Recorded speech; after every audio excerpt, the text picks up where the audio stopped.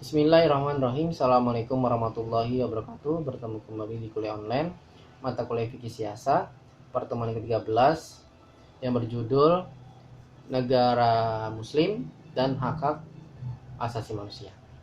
Kita sampai kepada bagian yang ke-11. Para ahli yakin bahwa dalam menyikapi permasalahan ini Islam tidak sendirian.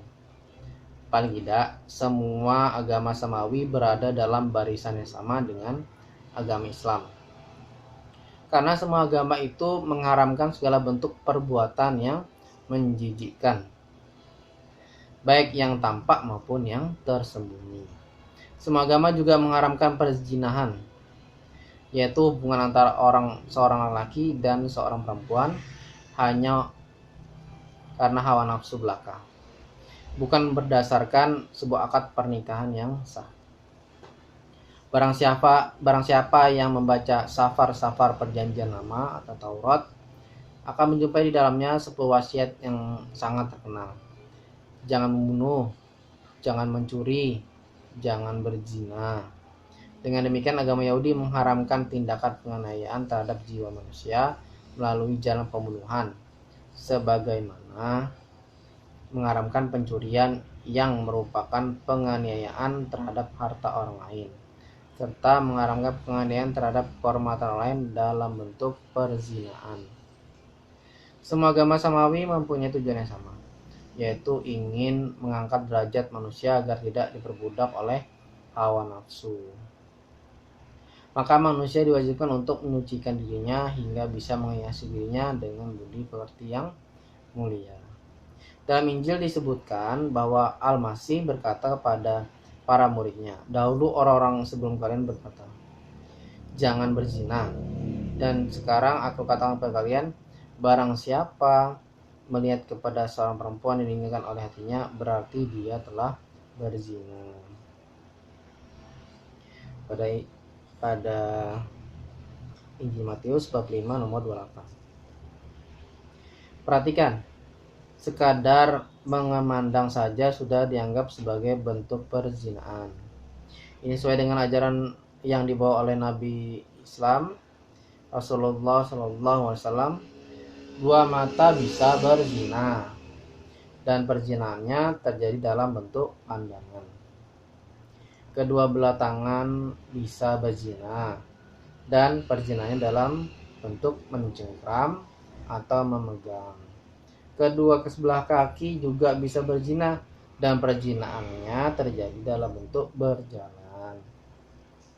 Sebagaimana mulut juga berzina dan perzinaannya terjadi dalam bentuk ciuman. Hati seorang manusia mengharapkan dan mengimpikan, sementara kemaluan akan membenarkan atau mendustakan suara hati tersebut. Diriwayatkan oleh Ahmad dari Abu Hurairah dalam Musnad nomor 8356. Sebagaimana Alkitab yang merupakan kitab suci orang Kristen telah mengharamkan hubungan homoseksual yang merupakan kelakuan kaum Nabi Lut, sebab perbuatan menjijikkan yang diciptakan oleh mereka, dan diungkapkan dalam Al-Quran dengan firman Allah SWT, mengapa kamu mendatangi jenis laki-laki di antara manusia, dan kamu tinggalkan istri-istri yang dijadikan oleh Tuhanmu untukmu, bahkan kamu adalah orang-orang yang melampaui batas. Quran Surah Asy-Syu'ara ayat 165 sampai 166. Dalam Al-Quran dan Taurat juga disebutkan bahwa Allah telah menyiksa kaum Nabi Lut dengan siksaan yang dahsyat, menghancurkan diri mereka dan meluluhlantahkan desa tempat tinggal mereka, untuk menyucikan bumi dari kotornya perbuatan mereka. Jadi dalam hal ini sikap Islam sama dengan sikap agama Yahudi dan Kristen, sebagaimana sikap Al-Quran yang sama dengan sikap Taurat dan Injil. Maka tidak heran kalau Islam tidak bisa menerima perkawinan sejenis, laki-laki dengan laki-laki dan perempuan dengan perempuan. Karenanya yang seperti ini pada akhirnya tidak bisa disebut sebagai sebuah perkawinan. Bukankah yang namanya perkawinan itu pada akhirnya terjadi antara sesuatu dengan sesuatu yang lain yang berlawanan dengannya, laki-laki dengan perempuan, kutub positif dengan kutub negatif, bukan antara sesuatu dengan sesuatu yang sama. Inilah yang bermaksudkan dalam sebuah ayat Al-Quran, Dan dari segala sesuatu kami menjadikan dua hal yang berpasangan, agar kalian menjadi orang-orang yang ingat. Quran Surah Az-Zariyat ayat 49. Oleh sebab itu, maka perkawinan sejenis merupakan sebuah perbuatan yang berlawan secara kontradiktif dengan fitrah manusia. Kalau hal ini dibiarkan berkembang dan menjadi fenomena yang meluas, maka jenis manusia sebagai makhluk hidup akan punah dalam 1 atau 2 generasi mendatang karena tidak ada anak keturunan yang akan bisa didapatkan dengan perkawinan sejenis yang melawan arus telah digariskan oleh fitrah manusia, yaitu hukum Allah di alam dunia dan juga undang-undang Allah yang termaktub dalam syariatnya. Alhamdulillahirrahmanirrahim, kita telah menyelesaikan pertemuan yang 13 yang berjudul negara muslim dan hak asasi manusia.